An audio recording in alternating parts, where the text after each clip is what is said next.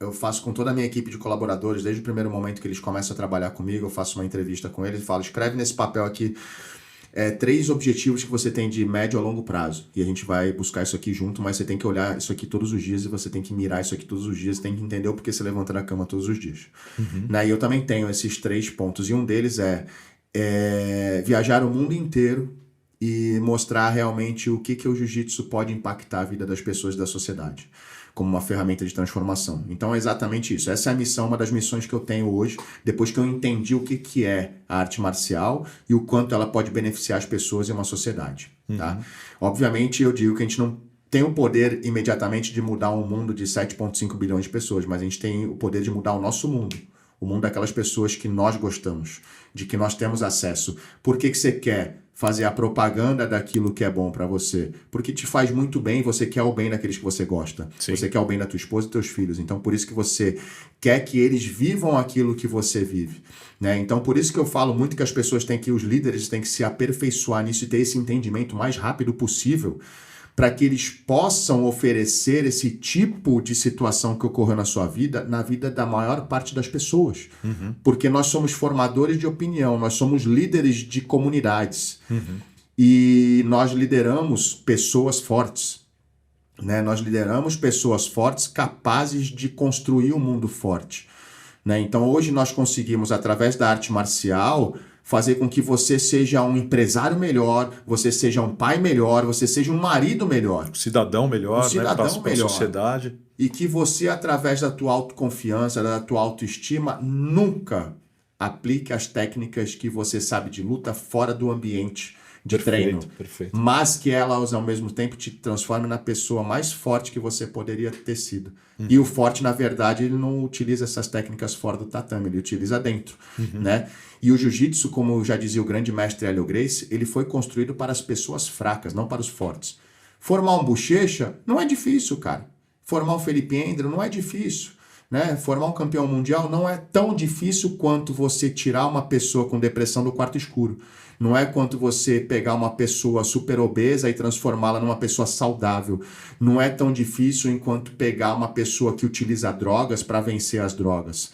Entendeu? Mas o jiu-jitsu tem total poder em relação a isso para transformar pessoas comuns em pessoas fortes, pessoas fracas em pessoas fortes. Fantástico, professor. E aí você chega num ponto também que, assim, eu tenho o meu círculo de influência, né?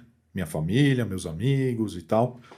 Você tem um círculo de influência muito maior pelo alcance que você tem por ter sido um grande campeão no passado e hoje um grande empresário. Então, né, e hoje com as redes sociais, a gente já vai começar a entrar no assunto da Rotearte e tal. Você tem um alcance gigantesco com as redes sociais e você talvez junto com o Fábio Gurgel e a Kira Gracie, eu não sei se você quer colocar mais pessoas nessa prateleira, como dos grandes responsáveis, na minha opinião, pelo rebranding do jiu-jitsu, né? Reposicionamento. A Rotearte é uma agência, como eu falei, de comunicação e a gente faz muito trabalho de branding para empresas. E um branding que é muito mais do que um logotipo. É muito mais, né? O logotipo a gente fala que é só a expressão visual da marca ali. A marca ela tem todo um conceito que apoia o que as pessoas vão pensar daquilo. Então, quando você pensa em Nike, quando você pensa em McDonald's, você já tem um sentimento com relação àquilo, e isso é fruto de um trabalho de branding muito bem feito dessas grandes empresas. O jiu-jitsu, a gente que vem desde os anos 90 aí, que assistiu Royce Gracie lá em 1993, o jiu-jitsu ele tinha uma imagem. Então, quando eu falo de jiu-jitsu para o meu pai e para minha mãe até hoje, assim, eles ainda têm um pouco, eles não querem ir nos campeonatos, eles acham que é um negócio muito violento e tal. Porque o jiu-jitsu ele teve uma imagem nos anos 90, começo dos anos 2000, de uma coisa de pessoas briguentas e tal. Eu não posso deixar de falar que eu sou de uma escola Ryan Gracie, né? Então é exatamente isso, assim, né? Era aquela imagem que você fala, caraca, bicho, é um negócio de louco, assim, é porradaria para todo lado e tal, né?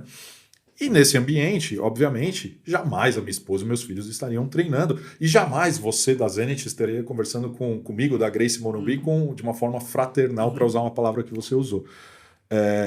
Era um ambiente muito hostil, o jiu-jitsu. E aí, como eu disse, você, o Fábio e a Kira, talvez, grandes responsáveis aí por mudar o posicionamento do jiu-jitsu no imaginário da sociedade. E hoje a gente tem uma imagem do jiu-jitsu muito mais positiva, né? Como que foi esse processo para você? Você enxergou isso também como algo necessário para os negócios, algo necessário para a sua grande missão de transformação? Como que foi esse processo? Como que as redes sociais entraram nesse processo para te ajudar a fazer o que você fez, né, e ainda faz? Conta um pouquinho para a gente dessa questão Com toda. certeza, Vitor. Eu acho muito interessante tudo isso que você pontuou, porque realmente é parte da história, principalmente das pessoas que não têm acesso direto, elas têm ainda talvez uma impressão muito questionável perante aquilo que realmente hoje o Jiu-Jitsu proporciona para as pessoas, né? Eles veem mais como uma luta do que como uma ferramenta de desenvolvimento humano. Né? Então, só Legal. que eu, Fábio, Akira, né? Assim, tem alguns outros, mas esse assim, a nível de Brasil mesmo, que as pessoas, os brasileiros têm acesso, somos que mais trabalhamos com as redes sociais hoje, né? O que eu destaco aqui em relação a esse reposicionamento do jiu-jitsu, na minha parte, eu vou falar por mim, tá? Começa por um propósito. Tá? Começa por um propósito porque é como você disse, você levou a sua família e você influencia pessoas que você gosta porque você sabe o bem que te fez. Então, o meu propósito é exatamente esse. Então, hoje eu tenho uma mentoria que ela chama-se Mais Lucro, Menos Medalha, Sim. que ela é para líderes e professores e futuros professores de academias de artes marciais, não especificamente de jiu-jitsu. Legal. Então, o meu propósito com essa mentoria, que foi desenvolvida, um processo de muitos anos que eu consigo colocar em prática agora, tá? Vamos fazer 3 anos dessa mentoria, para fazer com que pessoas que tenham o objetivo de viver do jiu-jitsu, elas consigam de forma digna. Né? Elas não têm a necessidade de achar que elas precisam ser campeãs mundiais para poder viver, que elas tenham que ir para o exterior para poder viver. Não, eu dou para elas a opção. Eu vou te instruir dessa forma no empreendedorismo para que você possa ver e escolher aonde você quer morar, com quem você quer trabalhar, em que cidade, em que país, tá? Mas que se você aplicar isso aqui, você vai ser uma pessoa bem-sucedida, você vai ter uma vida digna com sustento único e exclusivamente do teu negócio. É uma formação para gestores de academia. Perfeito. Por que isso? Legal. Não é questão de visar, né, o dinheiro. O dinheiro é consequência. O dinheiro é importante. O dinheiro é impossível falar, dinheiro não traz felicidade. Traz sim. Traz felicidade. Sem dinheiro, o teu casamento acaba, meu amigo. Não tem dessa. Mas o dinheiro não pode nunca ser, no meu ponto de vista, tá? Existem pessoas que pensam diferente, mas no meu ponto de vista, o dinheiro é consequência. Então, o que vem antes do dinheiro é você fazer aquilo, viver do que você mais ama. Entendeu? Então, por que para viver do que eu amo, eu tenho que sair do país, sou obrigado a sair do país? Né? Eu fui morar no exterior 1 ano nos Estados Unidos, com uma vida totalmente estabilizada financeiramente, que se eu tivesse ficado até hoje lá, cara, eu seria com certeza uma das pessoas mais bem-sucedidas do segmento no mundo todo. Então, só que eu resolvi voltar, porque não era aquilo que todo mundo falava que era o tudo. Para mim não era o tudo, eu vivi na pele, eu senti, não era o tudo. O tudo foi o que eu tinha deixado para trás, o que eu achava que não era nada ou que tinha sido passado uma fase do passado, que era a minha academia alugada, né? Numa época, tinha uma ali que estava dentro de uma outra academia com meus 250 alunos, numa cidade pequena como Santos. Que você ama a sua cidade. Que eu amo a minha cidade, minha família está ali, meu ciclo de amizade, pessoas que eu amo estão ali.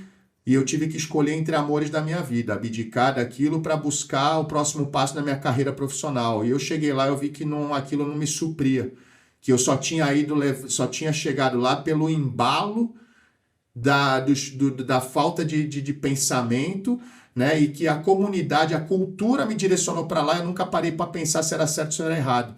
E como eu passei na pele aquele sentimento, a gente aprende na dor, cara, e me doeu abandonar minha cidade, minha família, os meus alunos começaram a perder a liderança e dispersar para outras academias e talvez parando também, eu resolvi voltar. E eu voltei com um propósito, eu falei, cara, eu vou ensinar, eu vou aprender a trabalhar com jiu-jitsu, eu vou gerar os meus resultados, eu vou mostrar para as pessoas os meus resultados, porque uma pessoa sem resultado não tem autoridade para falar de nada, entendeu? E depois que eu gerar os meus resultados, eu vou ensinar as pessoas a viverem da forma que eu aprendi a viver. E aí, gradativamente, eu fui. Aí, parei de lutar um dia, eu comecei a investir meu tempo no empreendedorismo, nos estudos, na minha capacitação específica, né? aumentei, cara, dobrei a quantidade de alunos da minha academia, abri a Zenit Moema, comecei a botar a Zenit Moema num patamar diferenciado na cidade de São Paulo, que é a capital do Brasil, onde tudo acontece, entendeu? Então, aí sim eu tinha segurança daquilo que eu busquei fazer depois de tantos anos. E eu falei, cara, agora tá na hora, com esses resultados que eu tenho, já tenho autoridade para falar, agora eu vou começar a ensinar as pessoas como seguir esse caminho, porque aí cada um vai escolher onde quer viver e não vai ser mais obrigado a largar os seus bens mais preciosos, sua cidade, sua família. E aí eu comecei a entender esse processo, comecei a praticar, né, essa mentoria, aplicar. Hoje nós temos uma comunidade de, cara, mais de 300 donos de academias envolvidas nessa comunidade, das 5 turmas, tá? Então, assim, e com isso a gente fez a transição, né, de lutador para professor para empresário. Entendeu? Então, assim, só que tem um propósito por trás. E, consequentemente, hoje eu faço essa mentoria no digital, que se tornou uma das principais fontes de rendas que eu tenho. Entendeu? Então, assim, eu juntei o útil ao agradável, né? Eu construí meus resultados, eu planejei, eu sabia que um dia eu ia conseguir mostrar isso para as pessoas, mas o que mais me motiva é fazer com que pessoas consigam ter essa sensação que eu tenho hoje.